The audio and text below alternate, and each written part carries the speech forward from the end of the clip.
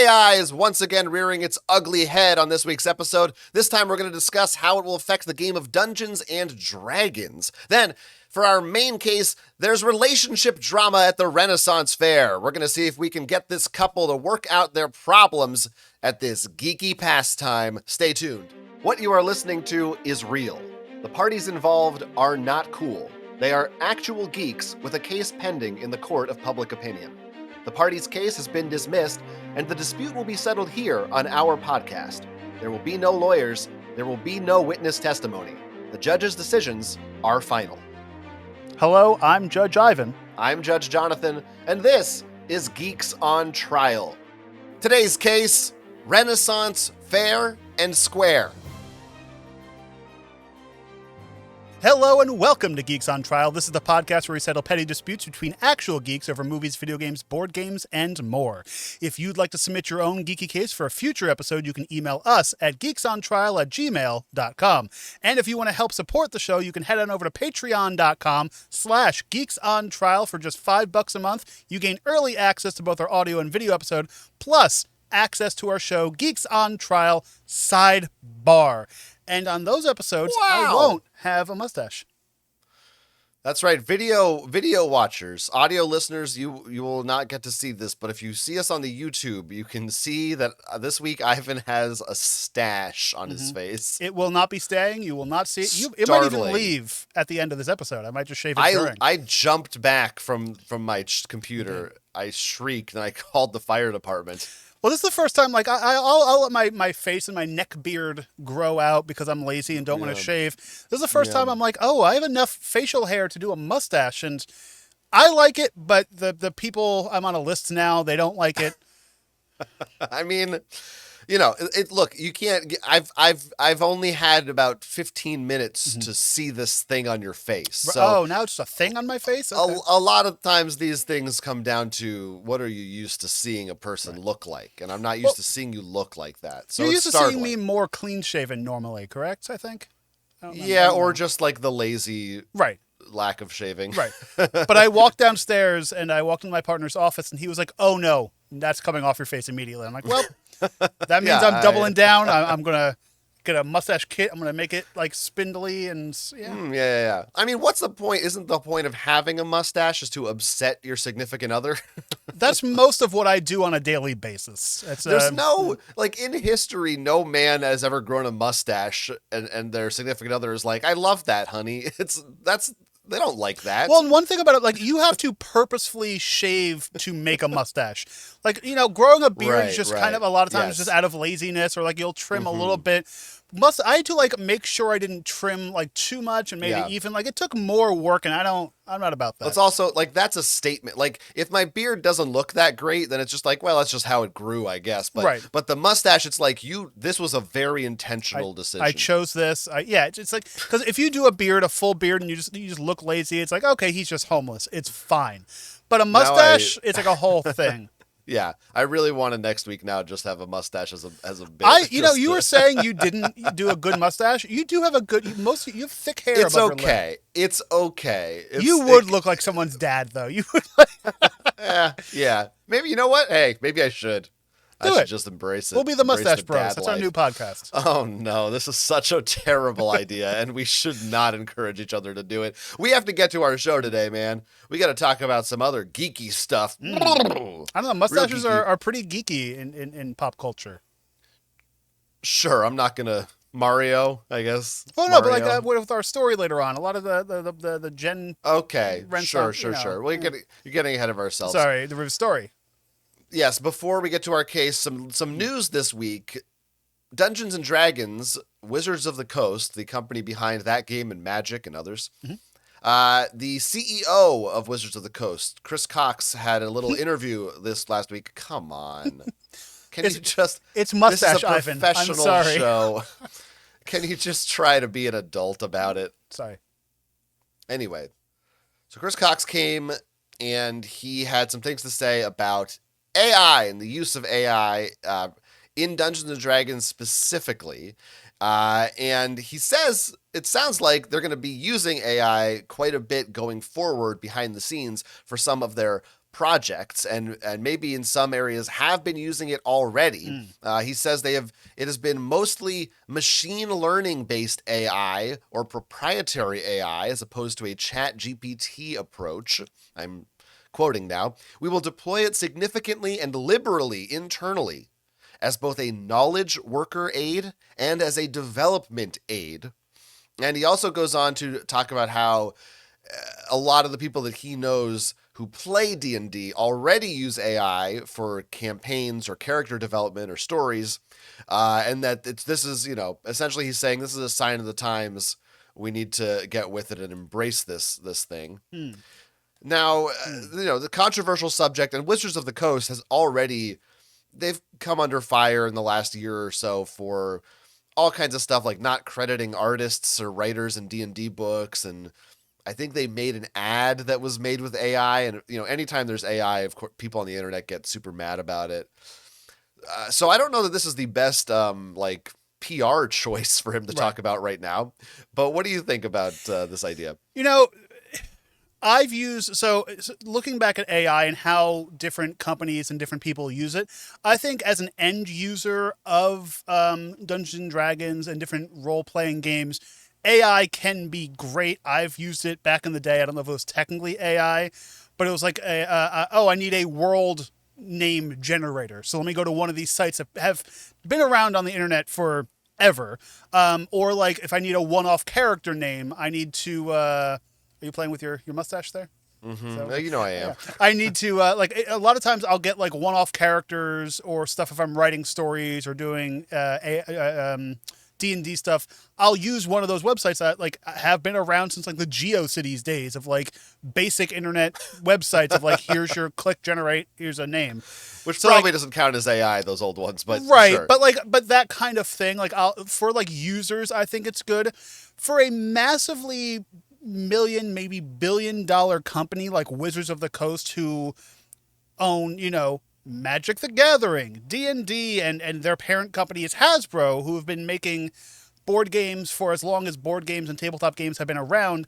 I think it's honestly, and pardon my French, a real shitty thing for them to do because hire some artists, hire some writers. Don't use AI that is basically stealing contents or giving you unpaid content. Sure, it could be, it's not chat GPT. It's stuff that it's in-house made. So that means you guys have input all of your books and writings and art into this program, which is copying a writer that you hired at one point to make something else. And I kind of just, I don't like that. You just have to pay every writer and artist in perpetuity, just in case. Honestly, yes. Yeah, right. What's so confusing about this is not confusing. It's very vague what he says. Right.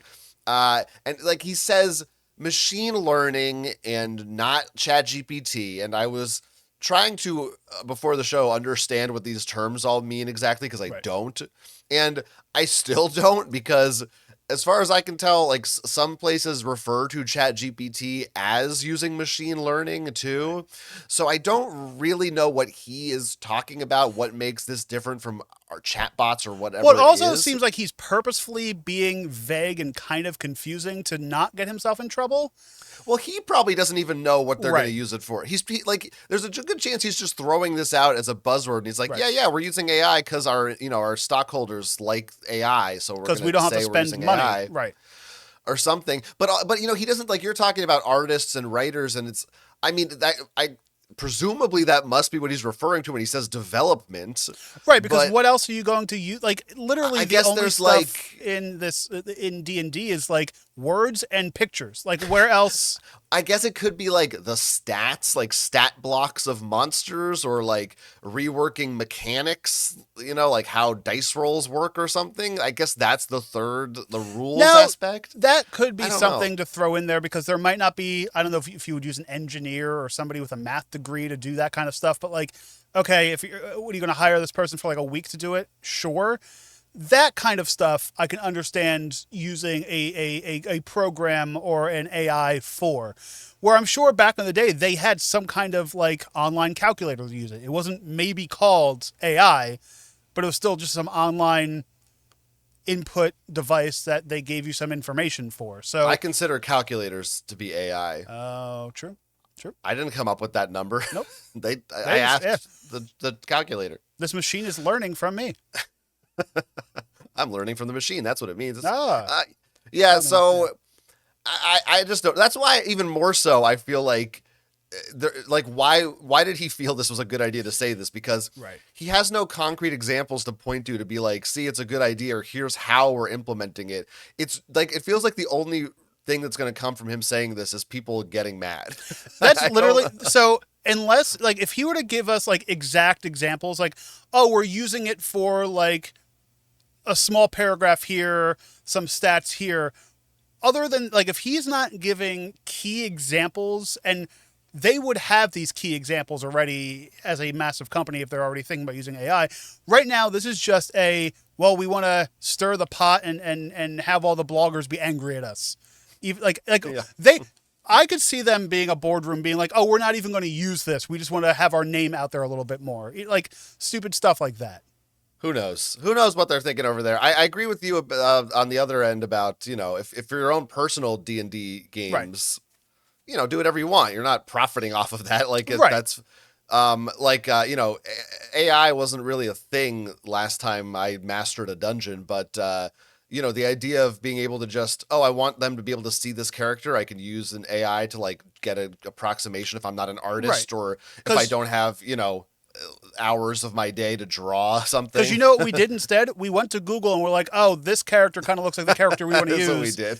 Here's a picture of something, which is basically what AI does, already. But yeah, no, or that kind of use stuff. Like a Zelda enemy or something. Right. Or like if we wanted to be like, hey, AI, give us a map that we can just have a quick visual for. Sure, you can buy map books, but if you're not using this map and you just kind of want to use it as a visual representation, I say go ahead. Yeah, of course. I mean, it's not hurting anybody unless your other players are just hate AI so much. Because honestly, they do. But like I've used AI before, even with like clients and photography stuff, where I'm like, okay, tell me what you kind of want your photo to look like. I'll type it into AI and be like, is this what you want? And show them like an example of it. But then at the end of the day, I'm still doing my own work. So like that kind of stuff for like an end user, I'm not making any money off. Sure, fine. But you're right. Wizards of the Coast has, I think they even had an issue, like didn't some of their art for like a card or something come from AI, or there was rumors about an AI thing? Yeah, I'm not sure exactly. I don't know, so I'm not going to say, but I know they've had plenty of people have been mad at them for many And things. Also, would you be surprised if like you just found out like, oh, the last edition of art was all AI? You can tell by the fingers, folks. If you want to see point out some AI, the fingers. I would be surprised if all of them were. I wouldn't be surprised if like one got leaked through somehow. But generally, magic is pretty. I think people pay attention to the illustrators and stuff. Or like the backgrounds, or like something they would think, oh, no one's an aspect of it. Maybe an artist themselves might have used AI in creating a card, which is a whole other conversation. Oh well, yeah. My guess as this whole thing is that he just some tech guy at Wizards of the Coast talked to him and just mentioned AI, and he decided, I'm going to run with that because that sounds like a good soundbite. That's a buzzword. And he does. I don't think he even knows. I guess I'm not giving him much credit. Maybe either he doesn't know what he's talking about, or he does and he's not telling us. I don't know. Both are bad. Well, but for me, like with Wizards of the Coast and like D&D and stuff, I always think of like, it's still people who are sitting in an office still using pen and paper, and like because like your entire thing is like the pen and paper, pencil and paper game. So it's like D&D is like it's like in the Simpsons episode when he goes to the does he go to the Mad Magazine? Yep, and just stuff bouncing around and. Yeah, the D&D Wizards of the Coast headquarters that you walk in, and there's a maze with a gelatinous cube, and they're like, roll to approach our assistant's CEO desk. They're still writing with your quills. wait time will be. Yeah.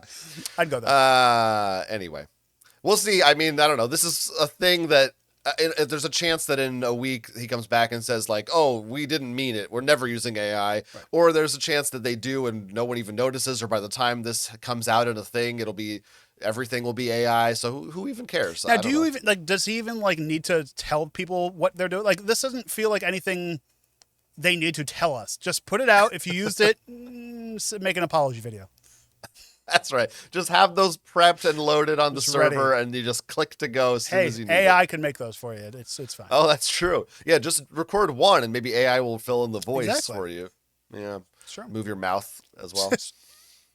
Just a photo, really, is all you need. That's of all yourself. you really need. Yeah. AI will do all the work. They'll be like the mouths in South Park for Terrence and Phillip. They'll just move. That could be a flap. Yeah. We got to move on to our case for today, which is equally, if not more, geeky than Dungeons & Dragons, must say. Today's case comes to us from the internet. You can find a link in our episode description. Our defendant today is Caitlin. Caitlin has a plan to attend a Renaissance Fair with a group of friends. She's hoping that her boyfriend Arthur will also join in, but Arthur is strongly opposed and doesn't think he'll have any fun at a Ren Fair. So, trying to fill out the rest of her group, Caitlin instead turns to an older friend, along with his girlfriend, who she remembers loves Ren Fairs. The complication is thus. Caitlin had a very brief romantic fling with this friend years ago before they became platonic friends only. And Arthur is uncomfortable with the idea of Caitlin hanging out and spending time with a gentleman caller from her past. And she's trying to find a solution that will make everybody happy. As dual judges here on Geeks on Trial, it's now our job to determine whether Caitlin is righteth to desireth a grand day out amongst compatriots, or if Arthur speaks sooth, and she should ceaseth her behaviors anon.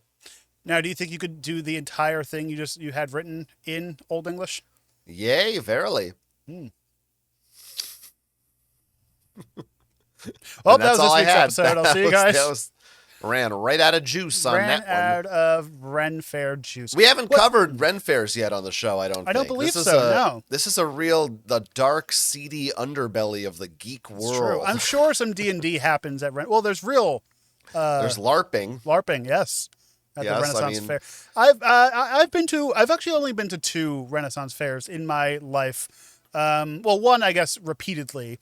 But I've never been to like any of the real big ones. Like I've been to ones at college campuses. That's the ones I've been to repeatedly. And then I went to one as like a kid that was like in like some baseball field. It was like a small town thing in New Jersey that was like, they called it a Renaissance Fair. And it was really just kind of like it was like a craft fair with people dressed up like a Renaissance Fair. It was kind of that. Yeah. It was our community is bored and we had some theater supplies from the local high school. Right. So well, I guess technically you and I have both been to a commercial Renaissance Fair in a way. We've been to the medieval times back in the day. Sure. I mean, that's sort of like a bite-sized, a restaurant version. Yeah. Now, we did go, we Fair. went before they had all the striking and union issues. This was many moons ago. Is that still going on, by the way? I don't know. That's so long that's been, if that's still happening. I don't check into the medieval times. Every now and then I want to go. I want to go back, but like, sure. It's very expensive. It's very expensive to go for what you Very expensive, Douglas. Oh. And you get like a dinner is it that show. expensive? It's more than I want to pay for 2 of us to go out as a couple. Well, that's what the show's for. I mean, what is it? It's $45 a person. $50. So that's dinner included. Yeah, probably extra if you want to buy drinks and stuff. But true. That sounds about right to me. Yeah, but it's not because unless you're not going there every week, probably. Well, no, we would. We would get a discount card and we would go in every week and get the holes punched. Yeah.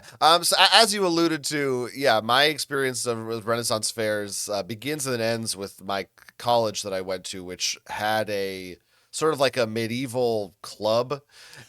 Well, because your college was medieval themed. Club. Sure. You had a castle. Like, yeah. It's more like it's like a cathedral. I don't know. It was a white castle. It was a restaurant. You can get burgers, sliders. It was a white castle. Yeah. It used to be a monastery, maybe. Who knows? Okay. They had. I just say what things. White You Castle? Can't verify it. White Castle used to be a monastery.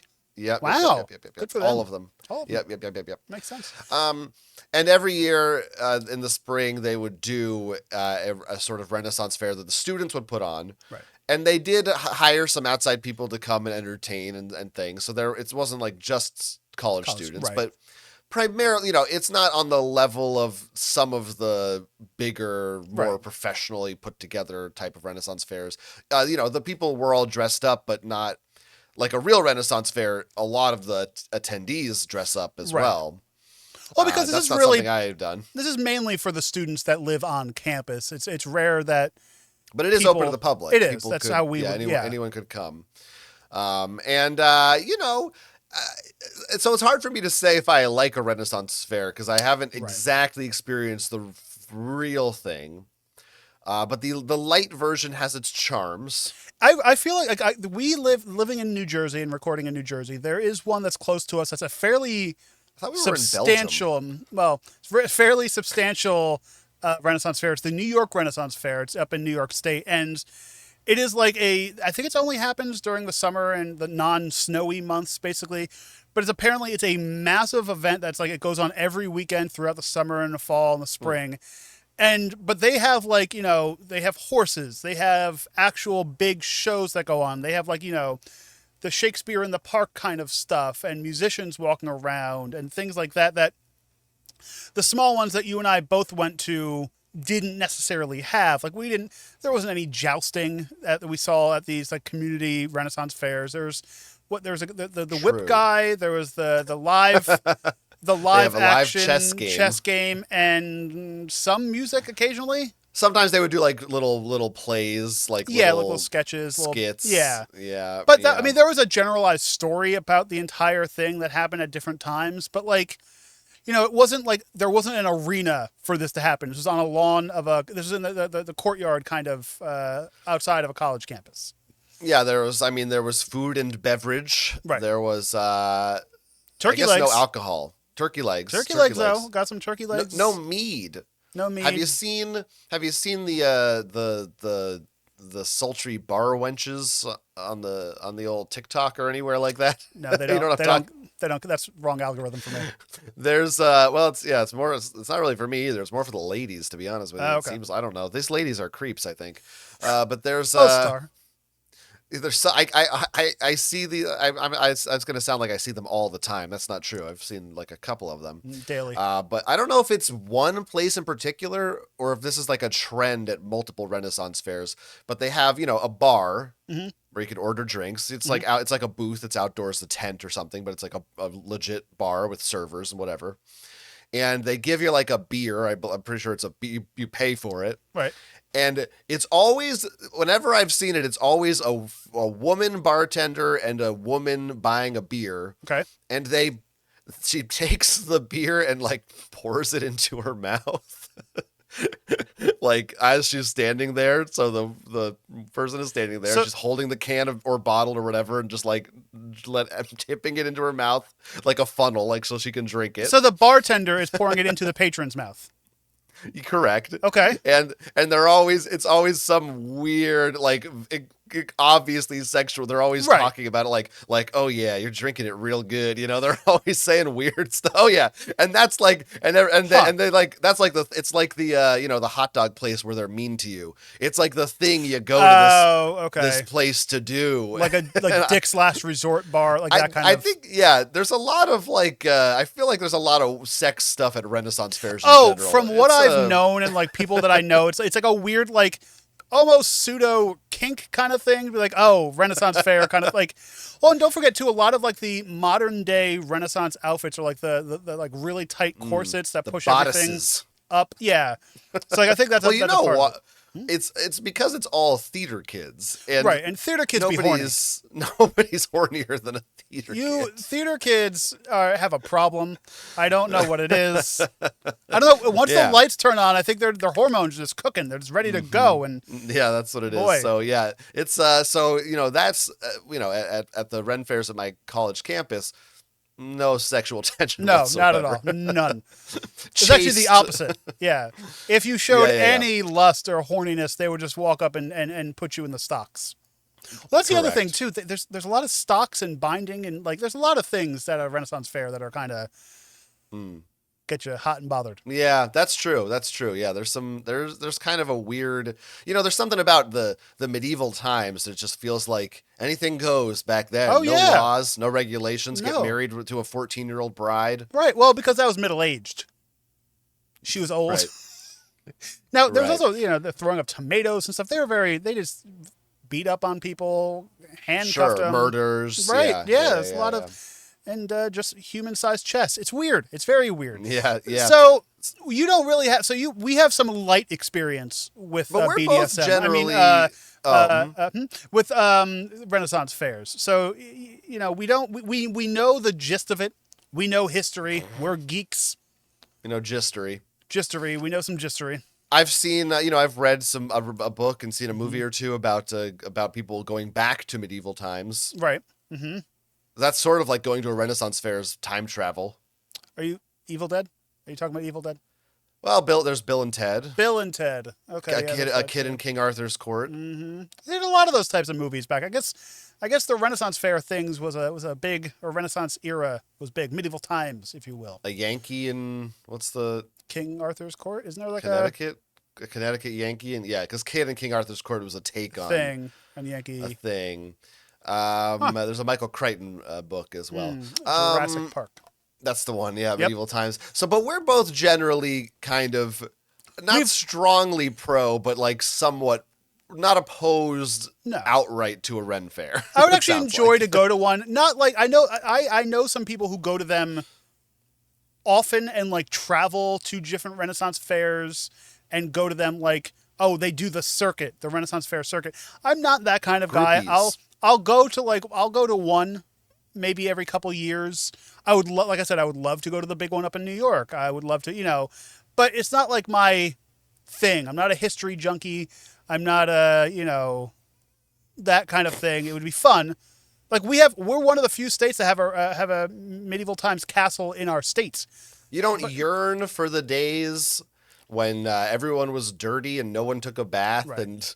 and most people ate just like you couldn't drink water because it was poisonous to you. And if you looked the wrong way at the king or queen, they would just take your head off. And I'm good. 80% chance your babies die. Right. And then once they die, you'd have to eat them because there's nothing else to eat. Yeah, well, that part's actually there. Everything was just fermented because there was no refrigeration. So that just... Yeah, it's a strange time. Yeah, I'd love it. I would love to go back and do that. That'd be great. Mm-hmm. Mm-hmm. Yeah, right. Yep, that's about what were we talking about? Renaissance fairs and... I was going to say, and Caitlin, she, in this case, indicates that she would like a group that wants to dress up. She wants to get into it. So it's probably not something you or I would be inclined to do. I don't know if I would dress up because I don't have anything from that era, but like I would maybe buy something there. Buy, like a trinket or something like I can wear there. Maybe a hat, a cloak, something along those lines. That'd be a fun thing, a cane, a sword, something along those lines. But I wouldn't dress up at all. Funny story, Danny, he wants to go to the Renaissance Fair up in New York dressed in the full Star Trek outfit. He wants to go the complete opposite and just be a full Trekkie badge outfit. That's like a Conan O'Brien bit. I love it. I said, yes, let's do it. Because those worlds often clash too, so it'd be fine. Why is it we don't have, that's the only thing that exists where you can kind of do a full-on role-playing, pretend you're part of this world, and everybody there will also pretend you're part of this world. We don't have that for science fiction, really. We don't have that for other time periods. I mean, maybe I'm sure it's happened before, but Renaissance fairs are like a thing. Well, I'm sure there's stuff like that there is in the South. They do the war reenactments. Yes, war reenactments would be the other. That's the other thing. I don't like. I don't go to those. I would like that put in my Wikipedia article that. And there is Colonial Williamsburg. That's like another. But like, But again, I feel like it's all historical. Where's my? I want the sci-fi fair. It's not a sci-fi convention. I want you walk into a spaceship and do the only real people. I mean, stuff. I've never done it, but like Disney kind of like I guess did that kind of stuff a little bit, or even they like tried. a movie thing would be cool. Like people dress up in like different movie themes or from the era, like the Star Trek conventions. But they are conventions. They're not really like the fairs. Right. Yeah. Ren fairs are really the only places that are like, oh, there's a place for this. We have the horses, we have the actors, we have the animals, we have a restaurant based about it. Like, there's nothing really. Someone's got to corner this market. I think this is an untapped market. Yeah, what would be a that good could be big. I think you just make the spaceship fair, and it's indoors. So you can do it year round. Although maybe being outdoors is part of the fun. I don't know. It might be part of the fun, but then. Or what about this? You keep 90% of the Ren Fair, and you just say it's like Firefly, where it's a space western. There you go. And you're like, yeah, there's a spaceship up there somewhere. Trust me, it's the future. Somewhere in New Jersey, I think it's more North Jersey, there is a place called Wild West City, where it's like a place you go to, and it's all cowboy themed, and they have like the main street with like the saloon and all that kind of stuff. But again, it's a theme park, that's kind of fun. Not really like a fair, but it's that kind of a thing. But you're right. Yeah. Renaissance Fairs have that market cornered, really. Yeah. I mean, Game of Thrones really probably upped their... Shakespeare. Who? Shakespeare.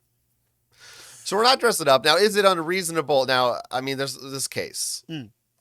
She wants, what's his name? Arthur, to go. Arthur flat out refuses to go. So Arthur is her current boyfriend. Correct. And these people are other.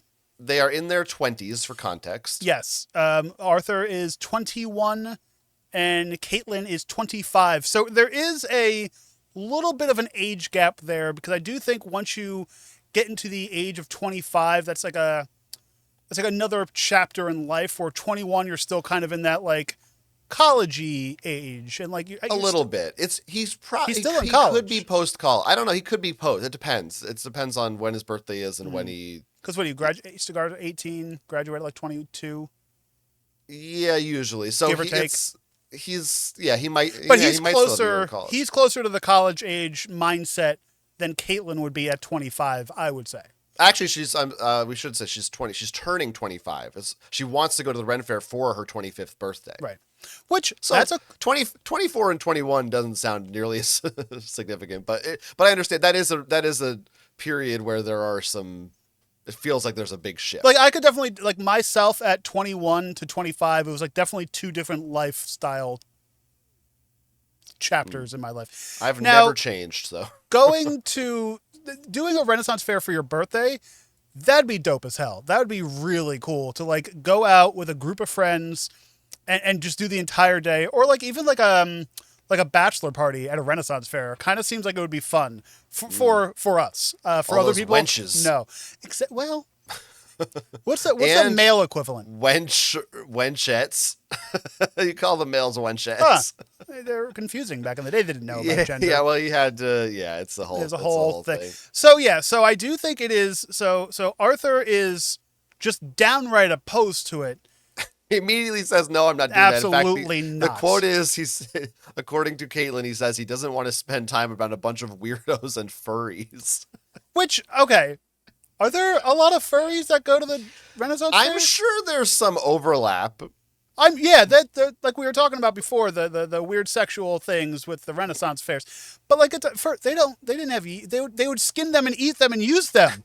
Yeah, it's not they're not like coming out in full fur suits to the Ren Fair. Right. I don't This think. isn't the furry con. That's in a different state. Unless maybe they're dressed as a dragon. That'd be cool. I'd That's support a scaly though. That's a scaly. That is a scaly. A horse. Sure. There's probably a couple of horse fuckers at the Ren Fair. Sorry. I said there's probably a couple of horse fuckers at the Ren Fair. Oh, yeah, you just said it again. Okay. So yeah, make sure you heard it. Now, I don't know how long Arthur and Caitlin have been together as a couple, but usually when you're somebody who does or wants to go to and strongly would like to go to a Renaissance Fair, that's not, now that's your personality, but you're more so aiming towards the geeky side of things or historical side of things. Like she could have been a history major in college or whatever, where like I feel like that wouldn't be such a weird thing if he knew her. You know what I'm saying? I don't know. I see where you're coming from. It could be something that's just like, maybe she has never done this before, and maybe she's just like, oh, it'd be fun to do it, and let's just get into it. Almost like going to a Halloween party, and like let's just dress up. Or if we were like, hey, let's go to a sporting event. It's not our cup of tea, but yeah, but as long as we're gonna do it, I'm gonna paint my face and wear a jersey. Right. I don't know. I don't know what I'd do. Yeah, but so it's hard for me to get a read because I do think Renaissance fairs are kind of mainstream enough that you get the tourists once in a while. I would say, as opposed to the diehards. You know, but it sounds like if we look at the rest of the case and the rest of the story, she has friends, or even if we'll bring it up later, ex-lovers who this is kind of their thing. Right. So like her friend circle has the theater kid Ren Fair kind of thing to it. Yeah. Unless that's something she grew out of maybe in high school or college, and then like now that she's with Arthur, that wasn't their thing. They were a different personality. We do not know this, but it just seems like that. Like if he was like, "Oh, absolutely not," it's kind of like, "Do you not know your girl guy?" Is that a slash in there? Yeah, sure. Now, I'm not gonna lie. It's hard for me to not immediately just come out against this guy. Oh, 100%. That's why I'm trying my hardest to. I know it is pretty, like, try to come at it usually from both angles, and we're judges. You got to give a fair shake to both sides. We don't have lawyers, so it's up to us. Oh, we don't. No witness testimony, none of that shit. Huh. Oh, it's I think we say that in the beginning, right? Yeah. They know. It's been a long time since I've actually really watched the opening of this show, or listened to it for that matter. So, you could look at it and say, like, is it, not everyone has to enjoy a Ren Fair. No. It's not everyone's cup of tea. No. I understand maybe you don't want to go. The reaction seems extreme, and it seems like also, especially for, like, if it's potentially for her birthday. Right. And she's going with a group of friends. It's somebody that you're in love with. Well, dating. I don't know if they've said the L word yet, but they're in a relationship with. Sure. Yeah, it seems like you would just want to be there and do that. And like, how bad could it really be for a few hours to just, you can get drinks and eat some food and watch people and have fun. Like, now then, another part of this story is that Caitlin said, hey, why don't you could bring some of your friends too? Maybe that would help sweeten the pot a bit. And Arthur says, well, we'd probably just spend most of the time just making fun of everything. Which, I mean... And Caitlin doesn't like that idea because she wants to actually do it in earnest. Right. So in all fairness, he would be making fun of her by going there and making fun of people. It's possible. Because she would be one of these people that are blending in and having fun. Now, to bring this into real world, I personally think, and I think we brought this up in Trump. Past, oh boy, he would probably Not that real? He would do great at a Renaissance Fair. Folks, the wenches love me. We got the best wenches. They pour the drinks directly into my mouth. I'm always trying to work on it. I'm not very good at it. Hopefully you won't anymore. He'll just go away, and we'll see. I might really need it in a couple of months. We'll find out. Well, that's when we do move the podcast out of state and country. So we talked about this in other podcasts. I am a big a person who thinks that, like, come on, if you're with your partner and they have a hobby that might not be your hobby, you should kind of like not really adapt it, but like get into it with them. Like, if you're dating somebody who likes sports, but you don't like sports, go to a sporting event with them every now and then. Or, or they don't game. Yeah. Have them play a game with you. Me personally, I've watched Star Trek, but my partner is a big Trekkie. I would never think of putting on a uniform and going to a convention, but I did. And I did, and I had you nerd. I'm gonna knock your face. I had fun. It was a great time. I got to see some TV people, some actors, walk around, and it's just nice being in like a like-minded place with the person you love, and being in like you're crying now. That's so cute. It's beautiful. I'm moved by your story. But like I think you should, like, if you're going to be a lasting relationship, you should share in some things, and that's also how you broaden yourself. You know what I'm saying? Like, you add more things to your plates, and you grow as a human. And you're eating those things. You're eating those things, yeah. And but I feel like Arthur is not doing that. Arthur's like, I like this. This is what I'm doing. I don't want to go. The key part of what you said is the now and then. Like, if she's going to Ren fairs every weekend, then and it's not his thing, then it's like, okay, you know, it's just, it doesn't have to be. You can have things that aren't both your things. That's fine. Go, have fun, enjoy. But it's the fact that she says it's just the one. It's like, I don't think, it doesn't sound like she's even ever gone to one before, maybe. It sounds like maybe this is a new thing for both of them. Like, just go to one. Right. Just try one. Go hang out with your girlfriends. Go, Now then, what do we think about this other wrinkle of, then she goes to this old friend and invites this old friend who she did have, just for a couple of months, they kind of went out with each other. They canoodled. Sure. Gentleman caller. And now he's there, and now he has his own girlfriend. She invites him and his girlfriend to a group event. At it's a not like massive just the two of them. Festival kind of thing. Arthur's not happy about this, though. He doesn't like this. Nope. Well, I mean, in one sense, I'm sure he probably feels a little bit like he's being replaced. It kind of like, that's kind of the, you know, oh, if I'm not going, then it's and you're going back to this guy. Right. Then is the next step, if I don't want to do this, then you're also going to go back to another guy. Like I'm a, you know, I understand. Part of me understands the instinct, the immediate, like, ugh. I see both sides of this because, like, in one step, I'm like, oh, good for her. This is kind of like an FU to Arthur being like, oh, you're not going to go to me? This guy used to love to go to these places with me. He's better than you.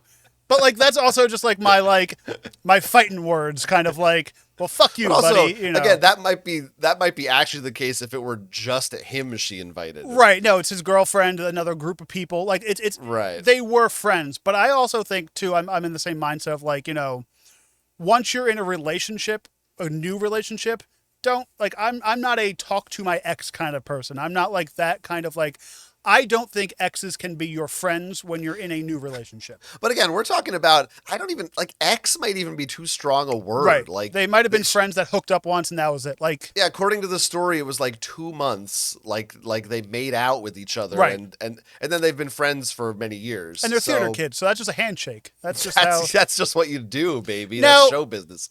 Yeah, no, you're right. That's, you know, like, there's that kind of thing. It's been X amount of years and it's been all that. But, like, I do see it, like, now, where this would change is this a person that, like, she told him about? Oh, yeah, I used to date, like, is this, like, when you disclose this information with your partner? Yeah. According to her, this is known. So then this is kind of weird. I would say it is kind of, yes, there's a girlfriend there, and there's other friends. I would get kind of, maybe not jealous, but I guess jealous is the word. But, like, I do think that's kind of like you're going here with your ex because now I can't go with you. Like, that's the only reason he's going. Yeah, I understand that feeling. Like, that's human. But it's what you do with that feeling and how you process that feeling.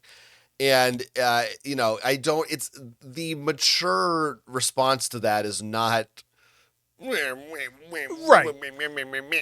You can have your internal feelings about it, which sure anybody kind of would. Yeah, you can have that. You can do the meh, but then you have to like grow up, go past. You have to go further than that. You have to. And you're right. It's not like they were like, oh, we were engaged. Like, it's not like that kind of like we were together for years. And also, like, you would think this would also put a little fire underneath Arthur's butt to be like, oh, okay, no, I'll go with you now. Now, that would be a sign of weakness. That means he's lost. He's already lost. She went back with the other man. He lost.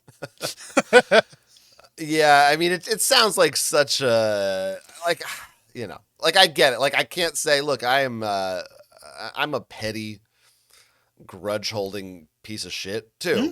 Yeah. I mean, no. But, you know, do as I judge, not as I do. You know what I'm saying?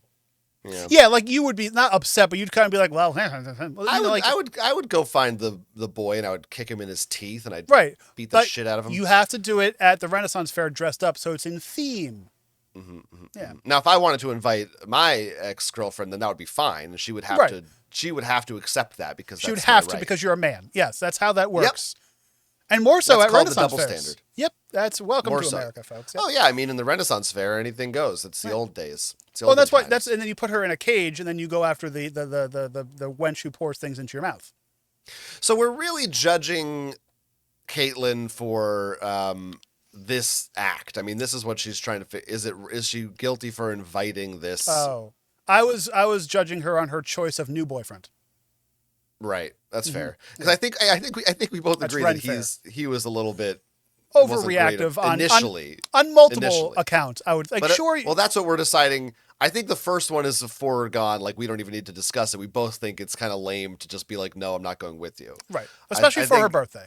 Like, come on now, bro. Like it's the it's your girl's judgment birthday. part of it is the boy, the ex, whatever you want to call him, guy. That whole thing. Right. I don't know. Do you want? I think I'm gonna let you. verdict? I'm gonna let you go. I'm gonna let you start this adventure because I don't know if I'm in a place yet. I'm pretty well in a place. And even though I'm separating the two, part of me is certainly. Oh, the two they're separating? Yeah. My decision is still being informed by the initial parts of this. It sounds like Arthur is he's just kind of a loser. I don't like this guy. I'm happy you said it. I don't like the immediate no, just feels so uncool and not fun.